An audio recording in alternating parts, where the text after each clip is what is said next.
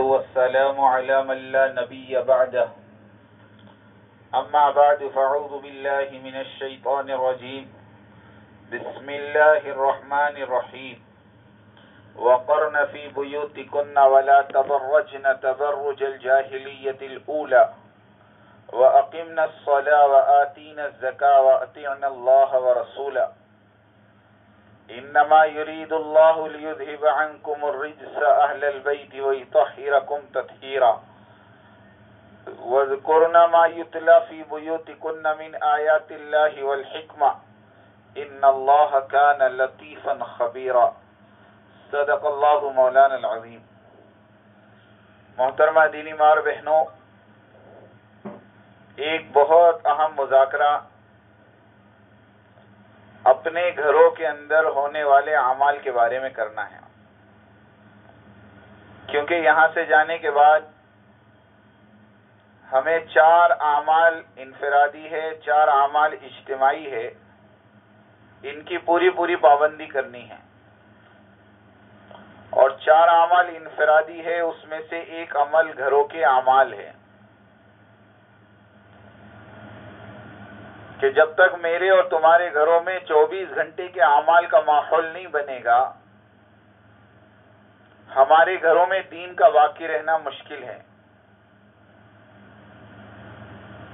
چلہ لگانے کے بعد کچھ دنوں تک ایمان کی سطح ہائی ہوتی ہے، اونچی ہوتی ہے، تو سارے اعمال ہماری بہنیں کرتی رہتی ہیں، اور جیسے جیسے وقت گزرتا جاتا ہے ایمان کا لیول نیچے آتا ہے، اور اعمال میں سستی، اعمال میں غفلت، اعمال میں لاپرواہی، اعمال میں کوتاہی ہوتی چلی جاتی ہے۔ اس لیے اپنی زندگی میں اعمال کی پابندی باقی رہے، اس کے لیے مجھے اور آپ کو اپنے گھروں میں جا کر اعمال کی ترتیب بنانا ہے کہ ہمارے گھروں میں 24 گھنٹے ایک شیڈول بنا ہوا ہو، کیونکہ گھروں کی آبادی جو ہے وہ اعمال سے ہے، نہ کہ مال سے ہے۔ گھروں کی آبادی اعمال سے ہے، مال سے نہیں ہے، ڈیکوریشن سے نہیں ہے، فرنیچر سے نہیں ہے۔ اچھے سے اچھا فرنیچر، اچھے سے اچھا ڈیکوریشن اور اچھی سے اچھی سہولتیں اگر ہم نے اپنے گھروں میں لگا لی، لیکن گھروں میں اگر اعمال نہیں ہے تو میری بہنوں وہ گھر ویران ہیں، برباد ہیں۔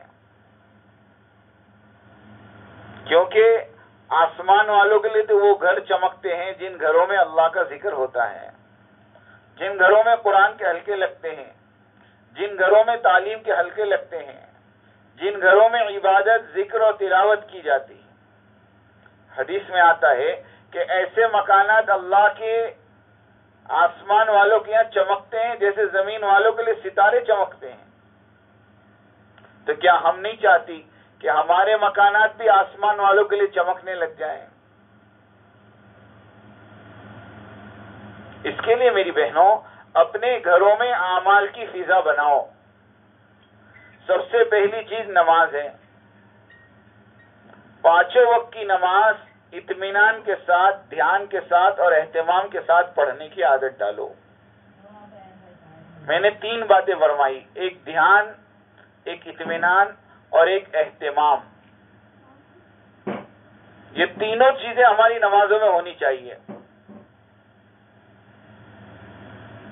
نمازوں کو عورتیں اول وقت میں پڑھیں، یہ عورتوں کا اہتمام ہے، اور مرد مسجد میں جا کر جماعت کے ساتھ پڑھیں، یہ مردوں کا اہتمام ہے۔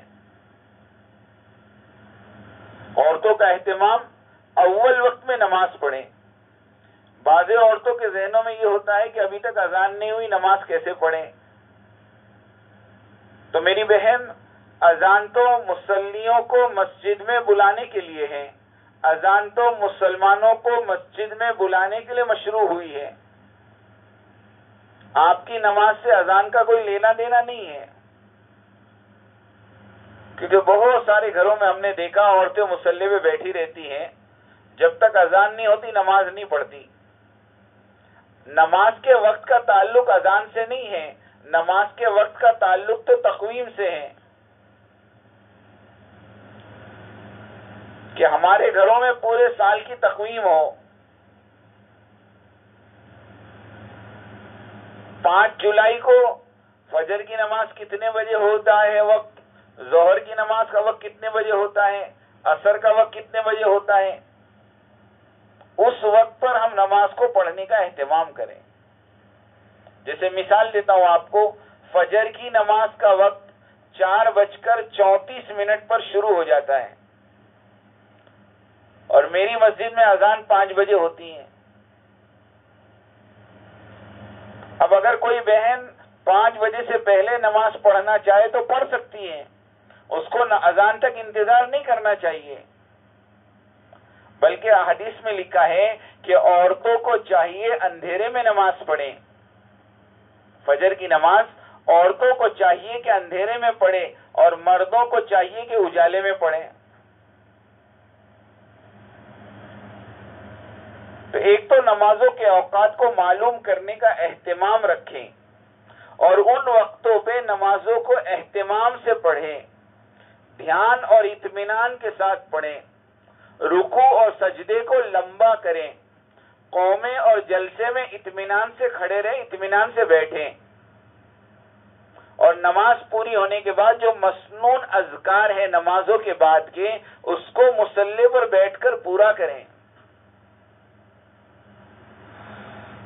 بلکہ عادت بنائیں نماز پڑھنے سے پہلے 2-5 منٹ مصلی پر بیٹھیں تاکہ ہمارے بدن کے اعضاء کو سکون ملے، اور نماز پوری ہونے کے بعد بھی 2-5 منٹ مصلی پر بیٹھیں، کیونکہ جب تک تم مصلی پر بیٹھی رہو گی اللہ کے فرشتے تمہارے لیے مغفرت کی دعا کرتے رہیں گے.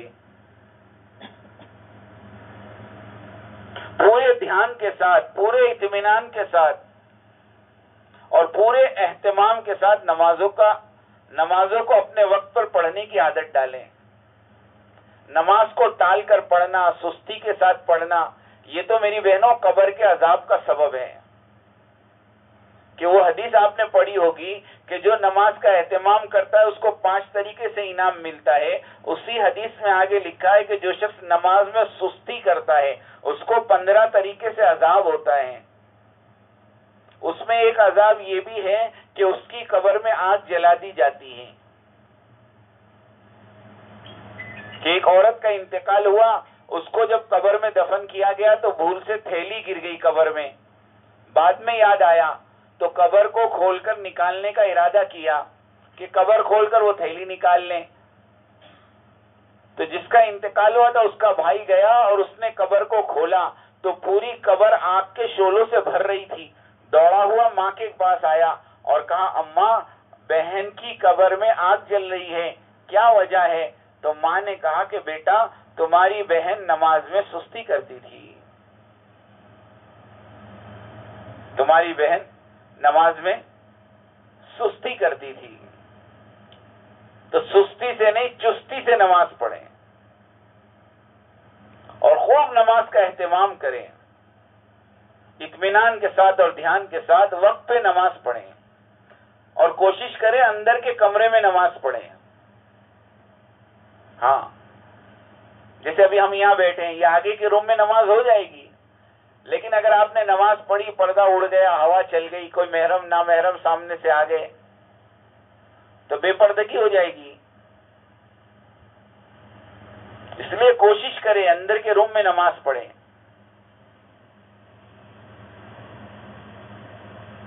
اندر کے روم میں نماز پڑھیں.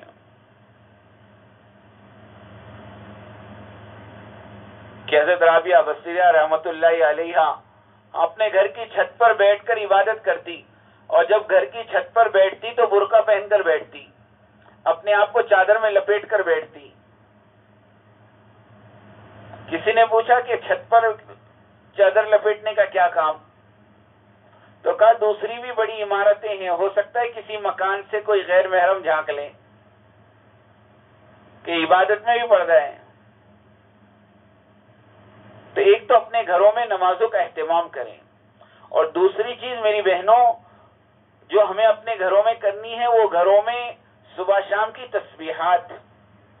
خود بھی اہتمام کریں، گھر کے مردوں کو بھی دعوت دیں، بچوں کو بھی دعوت دیں. کہ ذکر ایسی چیز ہے کہ یہ ہمارا ذکر اللہ کے وہاں کرواتی ہے، بڑی بات ہے.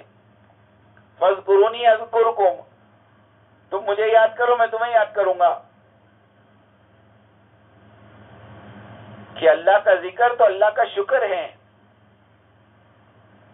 اور جو بہن 40 دن تک صبح شام کی تسبیحات پوری کرے گی وہ اپنے دل میں اللہ کے دھیان کو پائے گی. اللہ بذکر اللہ تطمئن القلوب، یہ دوسرا فائدہ ہے کہ جو اللہ کا ذکر کرتے ہیں اللہ ان کے دلوں میں سکون کو بھر دیتے ہیں. سکون چیزوں سے، شکلوں سے، اسباب سے، پیسوں سے نہیں ملتا. سکون تو اللہ کے خزانے سے ان عورتوں کے دلوں میں بھرا جاتا ہے جو عورتیں اللہ کے ذکر کی پابند ہوتی ہیں. جو عورتیں اللہ کے ذکر کی پابند ہوتی ہیں.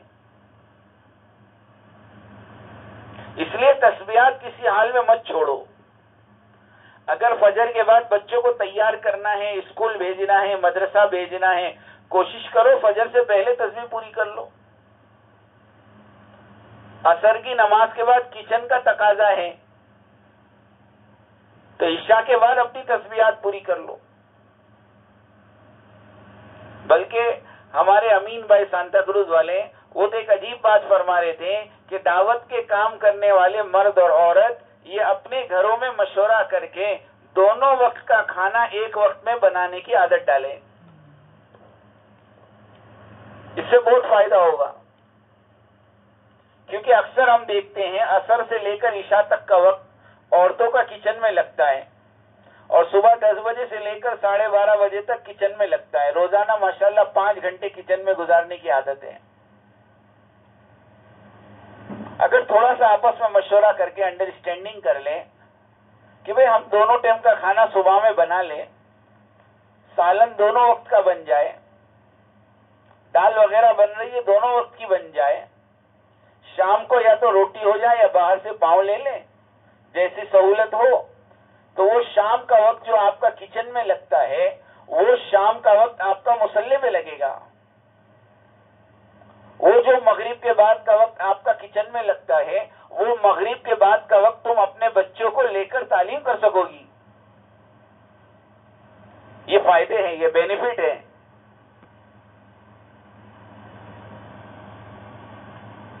اس لیے اپنے گھروں کے نظام کو بناؤ. جو چل رہا ہے وہ چلنے مت دو، جو صحیح نہیں ہے اس کو صحیح کرو.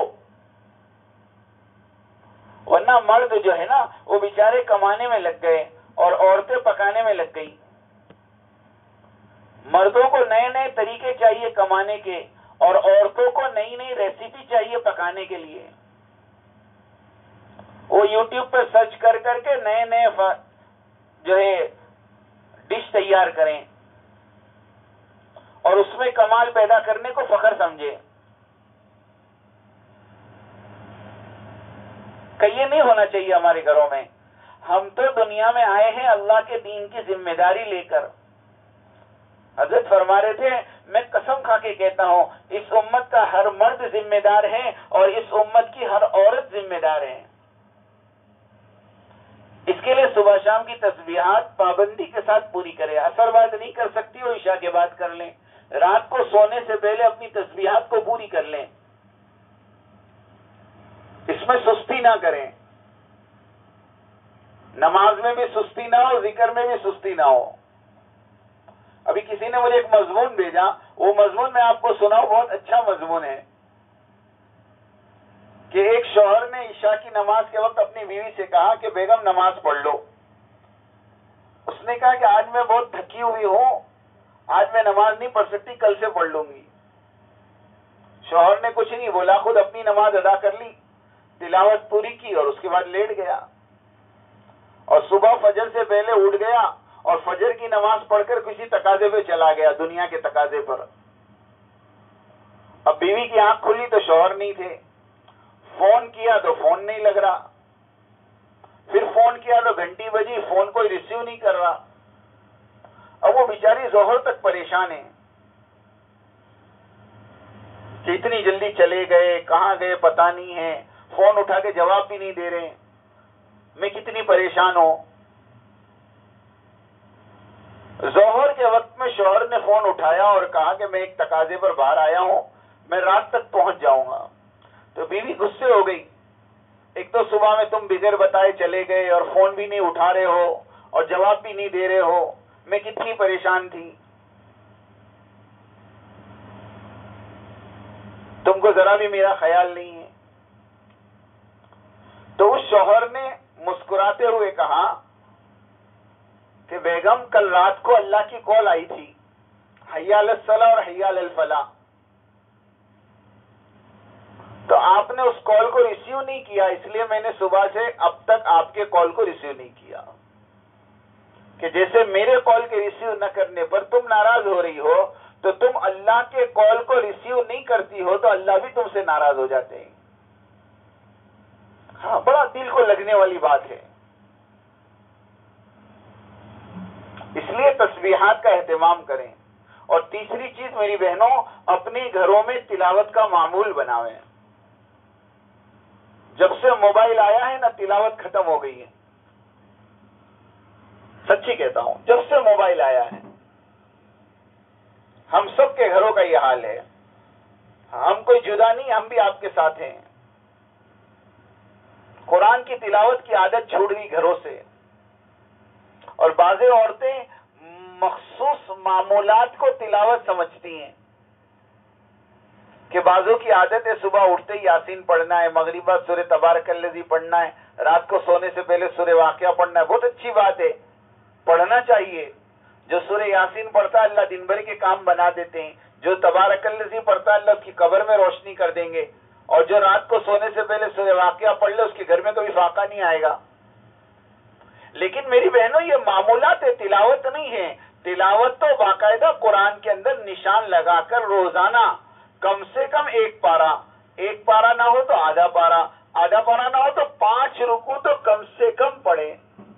اگر 5 رکوع پڑھو گی مہینے میں 5 پارے ہو جائیں گے، 6 مہینے میں 1 ختم ہو جائے گا اور سال میں 2 ختم ہو جائیں گے. امام شافعی رحمۃ اللہ علیہ کہتے ہیں سال میں 2 مرتبہ ختم کرنا تو قرآن کا حق ہے. اگر اس نے دو ختم سال میں نہیں کیے تو کہتے وہ اللہ کی بندی کل قیامت کے دن پوچھی جائے گی، بلکہ قرآن تمہارا گریبان پکڑے گا کہ تم نے میرا حق کیوں ادا نہیں کیا. تو خود بھی قرآن کی تلاوت کا اہتمام کریں. اور خاص طور پر ہم ہماری مستورات کو کہتے ہیں اپنے بچوں کے قرآن کی فکر کریں، ان کو مکتب بھیجیں. اگر مکتب کا انتظام نہیں ہے تو اس کا کوئی بدل سوچیں. سوسائٹی والے، بلڈنگ والے مل کر ایسا کوئی نظام بناویں جس سے ہمارے بچوں کی قرآن کی تلاوت اور ہمارے بچوں کی قرآن کی پڑھائی ہو. اور روزانہ اپنے بچوں کا سبق دیکھیں، بچہ کیا کر رہا ہے. ٹائم پاس تو نہیں کر رہا، اس کا سبق بڑھ رہا ہے نہیں بڑھ رہا ہے.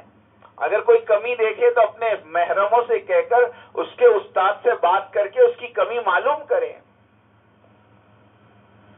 ایک مکتب کا نظام ہے ہمارے گجرات میں، اس کے ذریعے سے بچے کے ایمان کی اور اعمال کی حفاظت ہوتی ہے. خالی ٹائم پاس تھوڑی ہے. میں ایک جگہ پڑھاتا تھا تو ہمارے ایک ساتھی تھے، ان کی ایک 3.5-4 سال کی بچی تھی. وہ اس کی بہن کے ساتھ انہوں نے مدرسے میں بھیجا. سنو میری بات پوری دھیان سے، بڑی مزے کی بات ہے. میں نے اس بچی کو کہا کہ تیری بہن ابھی 3.5 سال کی ہے بیٹا، 5 سال کے بعد مدرسے میں داخلہ ہوتا ہے، آپ اس کو مت لاؤ، یہ نہ خود پڑھے گی نہ تم کو پڑھنے دے گی. دوسرے دن نماز میں اس کے والد صاحب سے ملاقات ہوئی تو انہوں نے کہا کہ یار مول صاحب وہ ایک کام کرو، وہ میری بچی چھوٹی والی ہے نا، اس کو کم سے کم 1 گھنٹہ 1.5 گھنٹہ تمہارے مدرسے میں بٹھاؤ. میں نے کہا کہ اصل میں بات یہ ہے کہ 5 سال کی ہو تو داخلہ ہوتا ہے، 3.5 سال کی عمر میں کیا پڑھے گی وہ. تو انہوں نے مجھے کہا نہیں، وہ گھر میں نا اس کی ماں کو کام کرنے نہیں دیتی ہے، تو تم ذرا 1.5-2 گھنٹہ بٹھاؤ تو وہ گھر میں کیا کپڑا برتن ہو جاوے، پھر بھیج دینا. ہم نے مکتب کو یہ سمجھایا بھی، ہم نے مکتب کو یہ سمجھا. اللہ ہماری سب کی حفاظت فرمائے.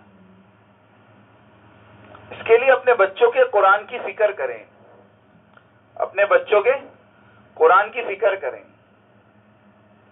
جتنا ان کی فکر کرو گی اتنا تمہاری آخرت میں تمہاری حفاظت رہے گی. اور چوتھی چیز میری بہنوں جو ہمیں اپنے گھروں میں کرنا ہے وہ صبح شام کی دعاؤں کا اہتمام.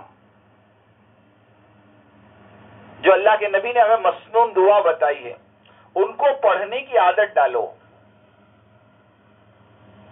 ان کو پڑھنے کی عادت ڈالو. کوئی دعا 3 مرتبہ پڑھنی ہے, کوئی دعا 7 مرتبہ پڑھنی ہے. 15 دعائیں ہیں کم سے کم, ان کو نکالو کہیں سے بھی. مومن کا ہتھیار کتاب آتی ہے 10 روپے کی, وہ کتاب لے لو اور اس میں آپ ٹک کر لو صبح اور شام کی مسنون دعائیں. تقریباً 15 دعا تو میں نے دیکھی. جو انسان اگر ان دعاؤں کا اہتمام کرے گا تو دنیا کی آفت, مصیبت, بلیات, پریشانیوں سے حفاظت بھی ہوگی اور مرنے کے بعد اللہ اس کو جنت میں داخل کریں گے. ساری دعائیں اس میں, آصف سے حفاظت کی, جادو سے حفاظت کی, جنات سے حفاظت کی. یہاں تک کہ ایک دعا ہے کہ اگر وہ 3 مرتبہ پڑھ لے تو لکھا ہے کتابوں میں کہ سانپ بھی کاٹے نا, سانپ, تو بھی اس کا اثر نہیں ہوگا. کتنی بڑی بات ہے بتائیں آپ. سانپ کاٹے تو سانپ کا اثر نہ ہو.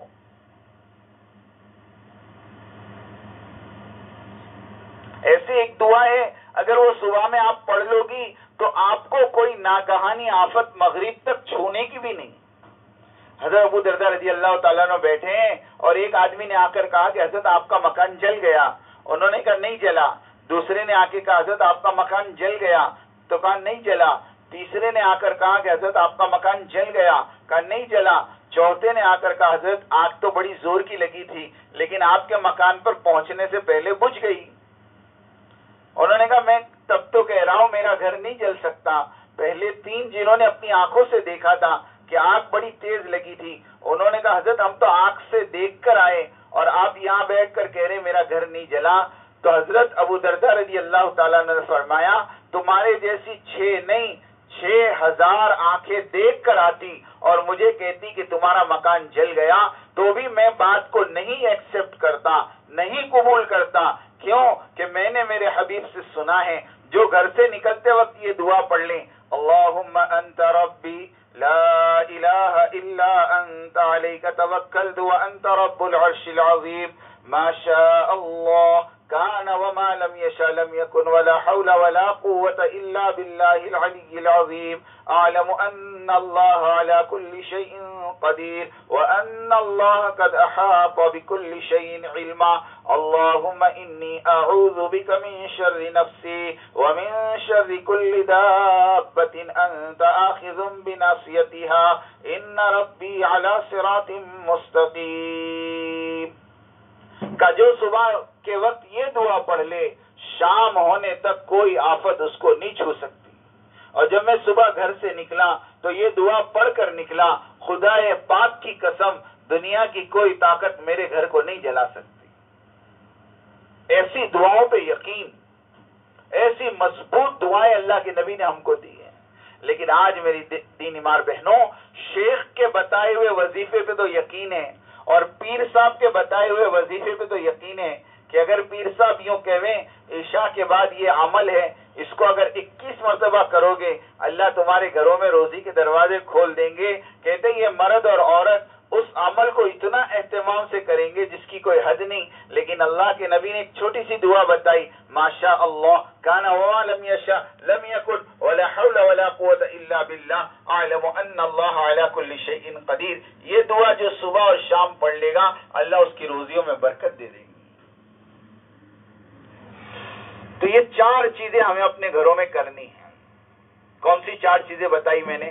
ایک تو نمازوں کا اہتمام دھیان اور اطمینان کے ساتھ, دوسرا صبح شام کی تسبیحات پابندی کے ساتھ, اور تیسرا روزانہ کلام پاک کی تلاوت کم سے کم 5 صفحے, اور چوتھا صبح اور شام کی جو مسنون دعائیں اللہ کے نبی کی احادیث سے ثابت ہے اس کو پڑھنے کا اہتمام کریں. یہ تو ایک بات ہوئی جو ہمیں اپنے گھروں میں جا کر کرنی ہے. دوسرے انفرادی اعمال میں 3 یہ ہے ایک تو پردہ ہے، دوسرا سادگی ہے، اور تیسرا صلہ رحمی ہے۔ ایسے ہی 4 اجتماعی اعمال ہیں، ایک گھروں کی تعلیم ہے، ایک ہفتے واری مستورات کی تعلیم ہے، تیسرا اللہ کے راستے کا خروج ہے، اور چوتھا اپنے محلے اور اپنے مکان میں آئی ہوئی مستورات کی جماعت کی نصرت ہے۔ انشاءاللہ روزانہ ایک ایک امور پر اس کا تفصیلی مذاکرہ ہم کر لیں، چونکہ آخری ہفتہ ہمارا باقی ہے۔ انشاءاللہ یہ ساری باتیں آپ کے سامنے آئے گی، اس کو ایک بار پھر بیٹھ کر ابھی مذاکرہ کر لیں، بلکہ مغرب کے بعد یہی مذاکرے کا عنوان ہے، گھروں کے اعمال، گھروں کے اندر کے اعمال۔ ہمیں یہ چاروں چیزیں اپنے بچوں میں بھی، اپنی بچیوں میں بھی، اور اپنے گھر والوں میں بھی۔ مثال کے طور پر ہم اپنے گھر کی بڑی بہو ہیں، تو ہمارے جو چھوٹی 2-3 بہویں ہیں ان کو بھی ہم سمجھائیں۔ اگر ہم گھر میں ساس ہیں، 4 بہویں ہیں ہماری، تو ان چاروں بہوؤں کو یہ بات سمجھائیں کہ اپنے گھر میں روزانہ نماز، تلاوت، ذکر اور دعائیں، یہ چاروں چیزوں کا اہتمام اپنے گھروں میں ہونا چاہیے۔ اللہ پاک مجھے اور آپ کو کہنے سننے سے زیادہ عمل کی توفیق عطا فرمائے۔ کون پرچہ دینے کا؟